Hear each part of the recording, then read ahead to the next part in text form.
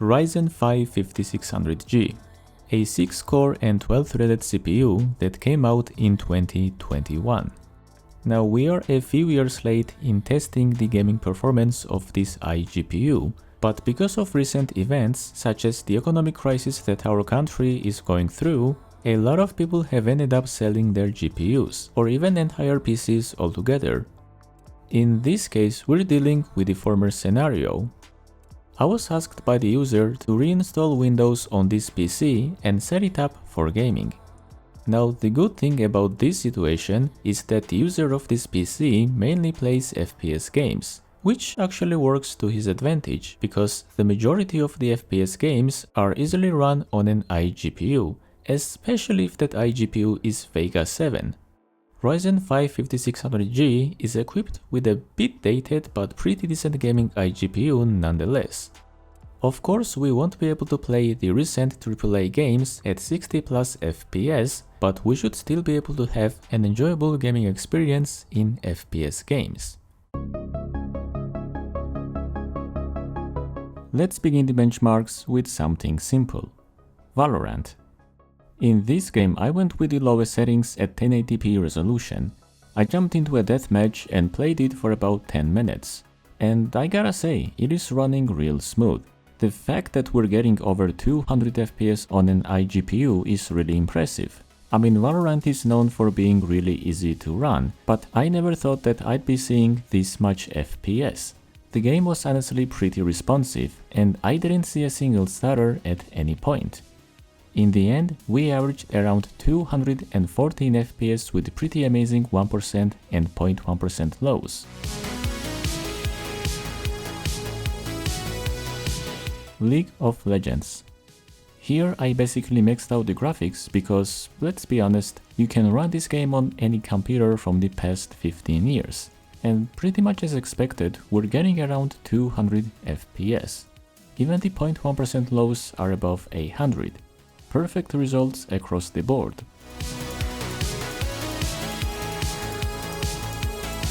Now let's move on to slightly more demanding games. Fortnite. In this game, I went with the lowest settings on performance mode at native 1080p resolution. In the air, the FPS stayed in high 70s, which was kinda impressive, and once we landed on the ground, it went in high hundreds, which again left me impressed. It seems that if you play this game on the performance mode, it will shift all the stress from the GPU over to the CPU, hence the 50% usage of the CPU. I mean, the Vega 7 integrated graphics is good, but it's not so powerful that it should be making the CPU work at 50%. This is pretty much the result of the game being rendered mostly by the CPU, which is exactly what we want right now. Counter-Strike 2. Here I went with the lowest settings at native 1080p resolution, jumped into a deathmatch as always, and played it for about 10 minutes. Now, initially I was a bit concerned because this game is quite a bit more demanding on the graphics than the ones that we've tested so far, but once I got into the game, I realized that our iGPU was handling it without a problem. I actually didn't even see a single stutter. The 1% and 0.1% lows were also amazing. On average, we achieved around 80 FPS. Apex Legends. Another FPS/Battle Royale game that the user of this PC plays. Here I went with the lowest settings at native 1080p resolution. When I was jumping from the ship, I noticed that I was barely even getting 30 FPS. Now, it did go up to mid-40s at times once I went closer to the ground, but we still didn't get a stable 60+ FPS. In fights, it stayed around 50, which was kind of fine, but it wasn't quite a 60+ FPS experience. I mean, it was mostly playable, but it wasn't as enjoyable as I wanted an FPS game to be. Overall, we averaged around 56 FPS. GTA 5 Enhanced. I went with the lowest settings here as well at native 1080p resolution. I played it for about 5 minutes and from what I noticed, the game was mostly playable. The FPS wasn't as stable as I wanted it to be, but the frame drops weren't too disruptive. I mean, it was playable, but it was definitely lacking that stable 60 plus FPS experience. In this built-in benchmark, we achieved 58 FPS on average. Forza Horizon 5. Lowest settings at native 1080p resolution again.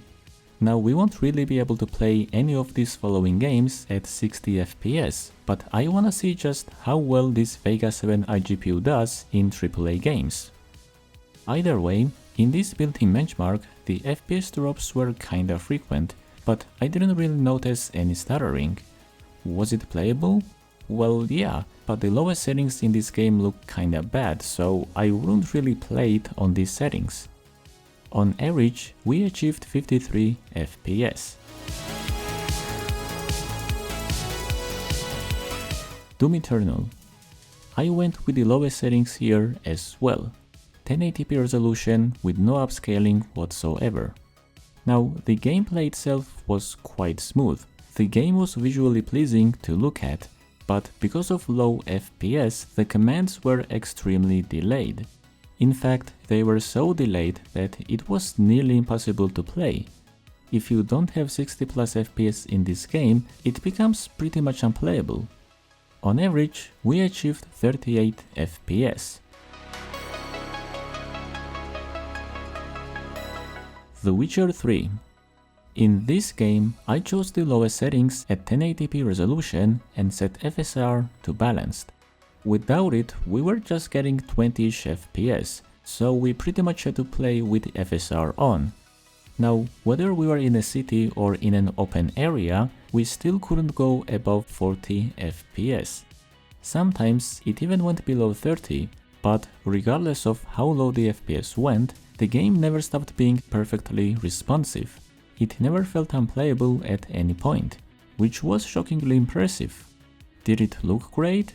Not really, but it looked good enough for me to see all the necessary stuff. On average, we achieved around 35 FPS. And last but not least, Cyberpunk 2077.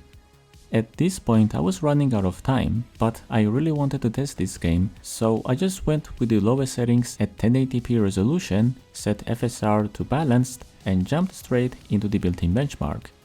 Now we did achieve 32 FPS on average here, but judging by the previous tests that I've done in this game, I kinda doubt that 30ish FPS would be good enough here.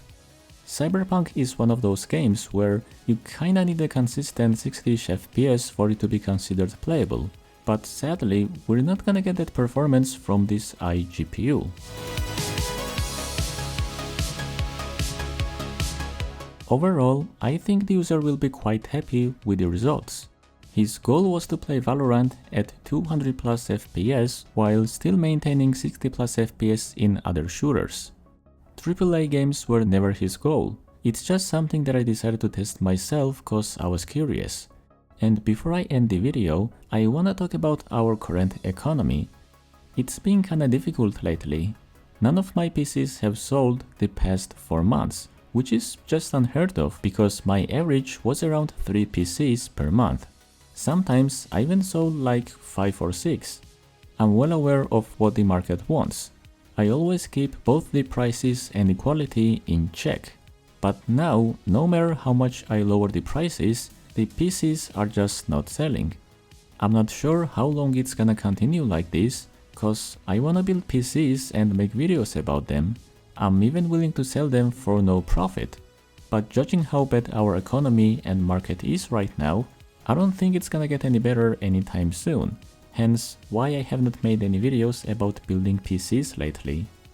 Ideally, I wanna just build PCs, but sadly, nothing's been selling. I'm gonna see what I can do about that on my free time, but for now, this is all I have to offer. Thank you so much for watching, and as always, I'm gonna see you guys in the next one. Bye bye.